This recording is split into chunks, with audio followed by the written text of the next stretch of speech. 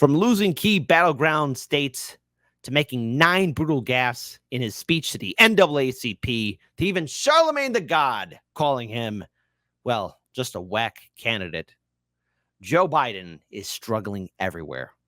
Now, look, I've made it very clear how I feel about Joe Biden. He's a senile old goat and is one of the many architects to this neoliberal nightmare that we are in. Let's be very clear here. I see no difference between him and Donald Trump. Joe Biden is a corrupt egomaniac. He clearly has surrounded himself with people who will only take advantage of him. This is a president that had the opportunity, true opportunity, to do some great things, theoretically. I mean, hell, Democrats, you had this in the bag. But you always know how to shit the bed, don't you? So let's go ahead and get it started with first 9 brutal gaffes in his speech to the NAACP. Joe 30330. Hey, vote blue no matter who. This is your dog. Biden made 9 brutal gaffes during his speech to the NAACP while receiving a Lifetime Achievement Award. And when I was vice president, things were kind of bad during the pandemic. Folks, I'm humbled to receive this organization which defines the character and consequence of what we do. I delivered a commencement at Morehouse College. It truly inspires.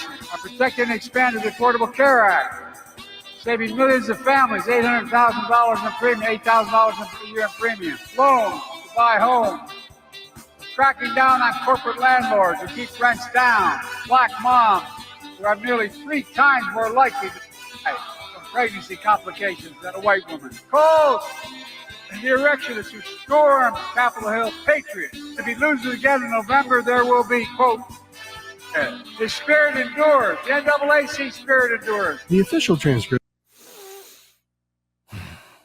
The president of these United States, but that's not his first nor his last gaffe. I found this video out here just to really show you how incompetent Joe Biden is. And turn this primary from a campaign that's about negative attacks into one about what we're for, because we cannot get reelected. We cannot win this reelection. Excuse me. We can only reelect Donald Trump. And this is where we get to our fun video of the day, or our article of the day. Charlamagne the God. He's a radio host, personality. He endorsed him in 2020. Never forget that this was the same Charlamagne the God who sat there, as Joe Biden said, in front of the whole world, if you don't vote for me, then you ain't black. He endorsed him in 2020. Why would you do that? Well, probably being part of the game. But Charlamagne the God is defending the decision not to publicly back President Biden ahead of this year's election, saying both candidates are trash. I'm going to vote in November, and I'm going to vote my best interests. The Breakfast Club radio host told a co-host on The View on Wednesday, to which I have to say he's probably going to vote for Biden. Let's face it. All these people who say that, especially these major celebrities or talk show hosts or radio hosts who might be aligned to the Democratic Party or liberal adjacent, will always vote blue. But he's keeping it quiet because, let's face it, everybody sees it. There's something wrong with Joe Biden. The reality is, I think both candidates are trash. I'm going to vote for who I think can preserve democracy, Charlamagne the God said. None of them can. None of them. How can you preserve something that is non-existent? How can you preserve something that never, ever walked the grounds of this country?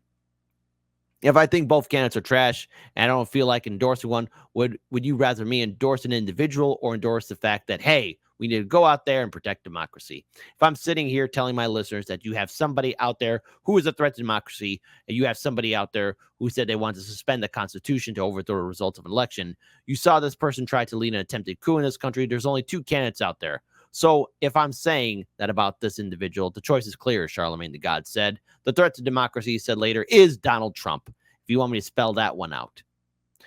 Great. So in other words, Trump is a threat. No, he's not. Trump is not a threat to democracy. He's not a threat to a republic, because the republic has already been bought. You see, vote blue no matter who. Your boy Biden, he helped lay the groundwork and the foundation and the infrastructure for neoliberalism to run rampant. You want to know why things are bad as they are? It's because Joe Biden and his fantastic friends in the United States Senate and House, due to their involvement in D.C. politics for decades, helped implement laws to take care of their owners. I mean donors. Despite indicting, but despite indicating he'll vote for Biden without endorsing him, Get Honest or Die Lying author has been critical of the 46th president. Why is it everyone's coming out with a freaking book? You know what? I have had it. I have had it. I am now going to write a book.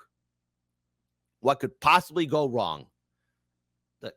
A Kit Cabello story. I'm going to hire that same ghostwriter who wrote Christina's Gnomes book, right? And it's going to be a full-on work of art. Come at me, shit libs. It's going to be the greatest book ever. The first paragraph is going to be, so you bought this book, you sucker.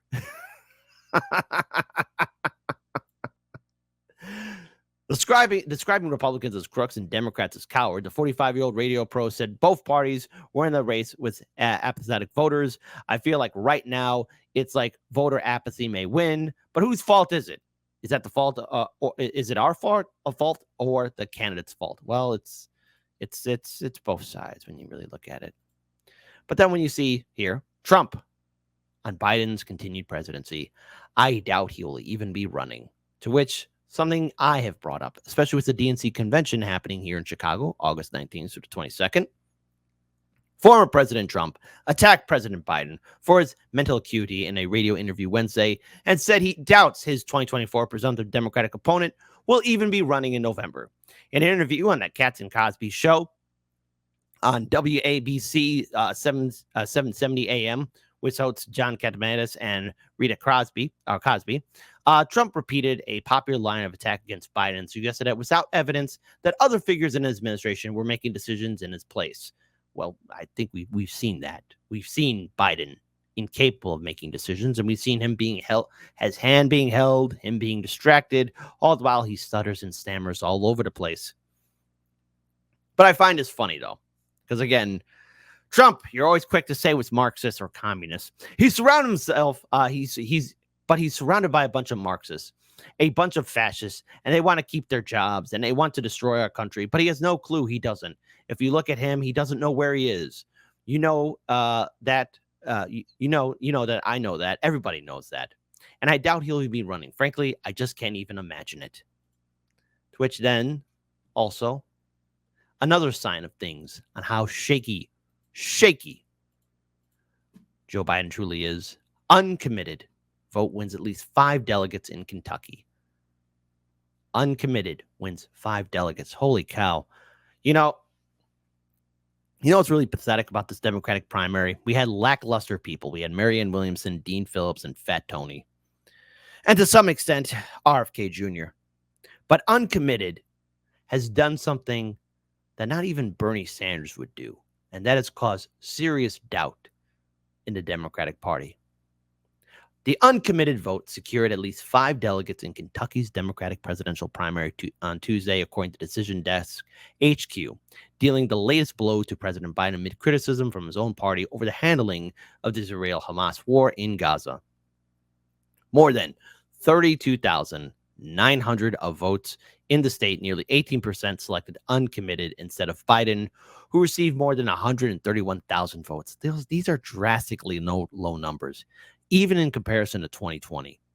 A combined 11% went to the incumbent's long-shot challengers, author Marianne Williamson, again dead in water, Dean Phillips, who dropped out of the race earlier this year. The results in a bluegrass state follow a trend seen in some other early primaries this year, including in Michigan, where 13% of primary votes cast a protest ballot for uncommitted, scoring 2 delegates in February. So now it's not only 5, but it's 2. So uncommitted has secured at least 28 delegates so far in the 2024 primary race, compared to Biden's 3,750 pledged delegates. While the uncommitted vote does not pose any serious risk to the incumbent, who has already clinched the Democratic nomination, the movement is a symbol of the backlash he faces over his approach to the conflict and humanitarian crisis in the Middle East. The president and his White House staff have attempted to walk a fine line to balance supporting Israel's right to defend itself and condemning anti-Semitism, while also calling for the country to permit more aid into Gaza and to take more caution in protecting civilian lives in the region. While uncommitted was not a formal option on Tuesday's primary ballot in Oregon, organizers in the state also urged voters to write it in. So he's losing. Biden is losing. He's losing to uncommitted. But see, even though those 28 delegates and that small percentage may not be the drastic thing to shake things up at the convention, it's a sign that, especially in key battleground states, Biden needs the Democratic coalition that he had in 2020, and he can't rebuild it again. So to all the voters out there, ask yourself, especially for those that were bullied into voting for Biden in 2020, have your lives improved? Have things gotten better since you compromised out of fear? This is what happens when you let people bully you on social media. And I think people are waking up to the fact. Uncommitted, Biden stuttering and stammering. Everybody sees it. Now, I'm very curious to see what's going to happen at the DNC convention.